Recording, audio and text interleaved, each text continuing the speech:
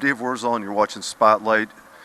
Today's Spotlight is on high school sports. We're at Stagg High School, and with me today is head girls track and field coach Mary Guido, and also Shannon Lawler, a senior here. And we're going to be talking about a little bit of a preview of the girls track and field program this season. They do have an indoor season, and they have begun practice, but they're still ways from heading into the intense part of their season, right? How about, so both of you, thank you for taking the time this morning. I know you got to get to class and get to work soon here, so thank you for joining us.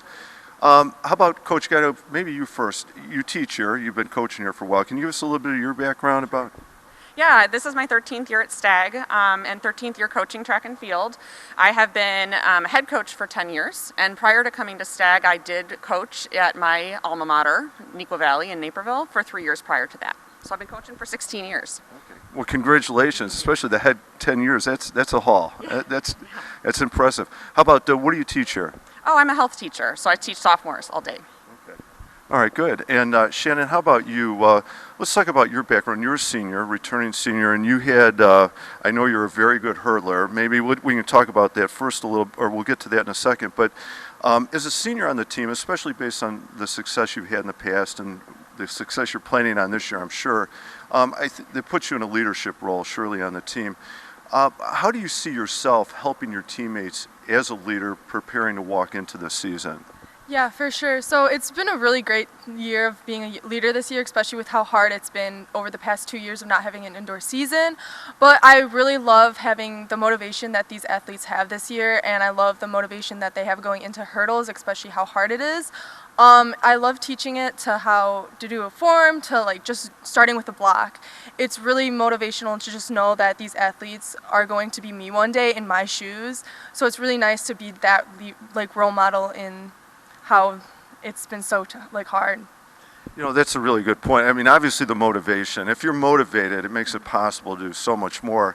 I did like, as a coach myself, I like the comment about helping her athletes. So it's like having another coach on the track, right? Especially in a sport that's so individualized with so many different events. Yeah, as we actually combine our coaching staff, so between the boys and girls staff, there's 8 coaches, and we have 8 different event areas that are coached. So I do coach both boys and girls hurdles. And as such, I actually have a very large event group, and it's impossible to get individualized attention when you're one coach and you have a team of however many hurdlers. And so I've actually, every single day, have said, Shannon, I need your help. Let's go ahead, and I'm going to have you break off with this particular group. I want you working on this today. And Shannon's one of those athletes where she picks up things so easily, and she's obviously been doing this forever. So when I can say to her, I can give her 1 or 2 cues, and she's like, got it, no problem. And she takes the group, and I just keep an eye on him, and otherwise she's been doing a wonderful job teaching. That's nice. I mean, as a coach, that's what we love to see, right? So we can call you Shannon Lawler, hurdler / assistant coach, right? Okay, good. How about a little bit, I don't know if you both want to comment, how has the practice been going so far early in the in-season track?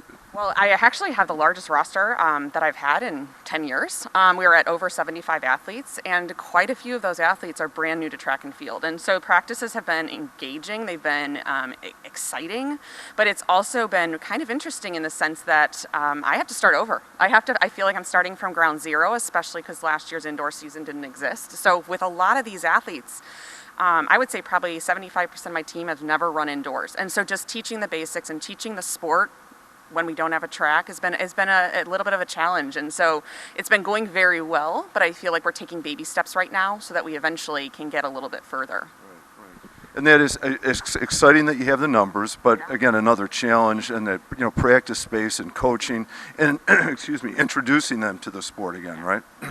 How about Shannon? I'm going to turn to you now for a second. So you're a hurdler, a very good hurdler. How about give us a little bit of your background in hurdling? You've had some success, and then maybe talk about what you're envisioning this season for yourself. Yeah, for sure. So I started hurdles in 6th grade, and I just did it for a joke, and I really wanted to be a high jumper since my mom was a high jumper. But then I went to a summer camp one year, and I met Coach Guido, and she's like, nope, you're doing hurdles. And I'm like, no, that's not my event. Like, I'm doing high jump for sure. And then after I met Guido and I started doing hurdles over summer camp, I realized that hurdles is definitely my thing. So I stuck with hurdles ever since, and it's been really hard having COVID hit and all that because I've had such a goal making it to state. Then finally last year, out of having just a short little outdoor season, I made it to state, and I qualified for both the 100-meter hurdles and the 300-meter hurdles. I placed 6th in the 100 hurdles and 10th in the 300 hurdles. So yeah, it's just been really great, like knowing that I've success that much. And for this year, I really just want to make it to state again, just have that like fun memory and knowing the fact that all the hard work has finally paid off.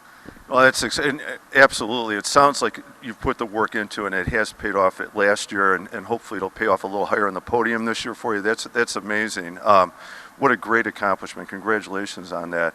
How about let's maybe talk about and maybe Coach, you want to talk, what are the big meets coming up this year for you? What do you have? Well, we have both an indoor and outdoor season, so we kind of have basically two parts of the same season. So we consider it one sport, but we have two different sections of that sport. Indoors, our biggest meet without question is going to be our Olivet High School Classic meet, which is coming up in about 2 weeks. It's a very large meet that brings in teams from all over the state, teams we wouldn't otherwise see in our conference competitions. So I'm really looking forward to getting my team in front of all those other competitors. But I don't know how familiar you are with track and field. I think you're pretty familiar with it, but SWSC, our conference is one of, if not the top program in the state. Our conference is very, very talented. And so always, anytime I get to see competition within my conference, I know that we're going to get pushed. And to have an elite level hurdler like I did with Shannon, I really, really capitalize on every opportunity I can get to race her and all of my athletes against some of the best in the state. And then I think that helps push them. So our SWSC Conference Championship in indoor as well as in an outdoor will be really huge.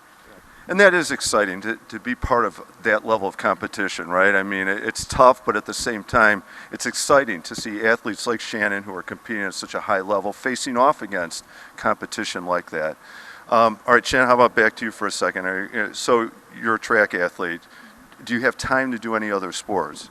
I was an athlete for basketball, and I did that for 3 years, but I had to make a really tough decision about quitting basketball and just sticking to track, knowing the fact that I'm going to college for this, and I want to focus on just the track aspect of everything. So I decided to quit basketball and just focus on track for this year.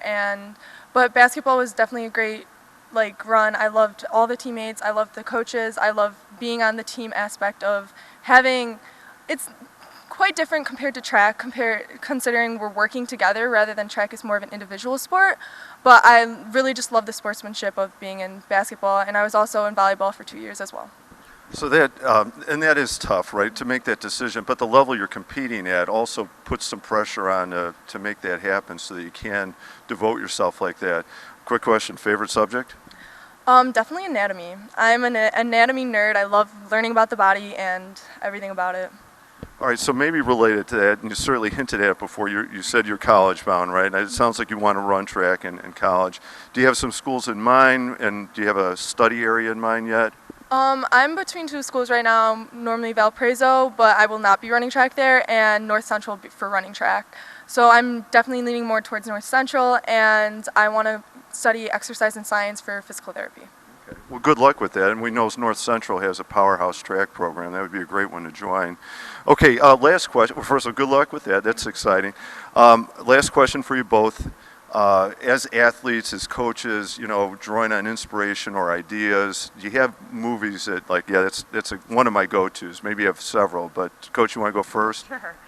I know it's probably cliche, but Remember the Titans is one of my all-time favorite sports movies and movies in general. I think it's inspirational on an athletic standpoint, as a coach, as a society. I think it's just pushing boundaries, and I really, really love that movie. But if I could speak to track for just a second, the movie Prefontaine that follows a very, very, very famous track runner, and just kind of seeing how the sport evolved thanks to the work that he put in, I really do enjoy that as well. Not very many track movies out there, so. No. And I would agree. Prefontaine would be a great, kind of an under-the-radar movie. Check it out. It's good. Yeah, Remembering the Titans is a powerful movie. So many incredible messages that come out of it. I would agree with you on both of those. Shannon, how about you? Do you have one? It would definitely probably be Miracle. I feel like that is a very inspirational team sportsmanship movie, and it's just a great movie, and I feel like a lot of people know it too, so it's really inspirational for me. Good. Yeah. Good, yeah, and if you can draw inspiration from it and help you kind of get in the zone and get after it, it's working, right? Good. Okay, Coach Guido, Shannon, thank you very much for taking the time this morning. Good luck, both of you, with your season. I hope to see you downstate in May, right? All right, good. I'm Dave Wurzel, and you've been watching Spotlight. Spotlight has been on high school sports at Stagg High School with the girls track and field program. Thank you for watching.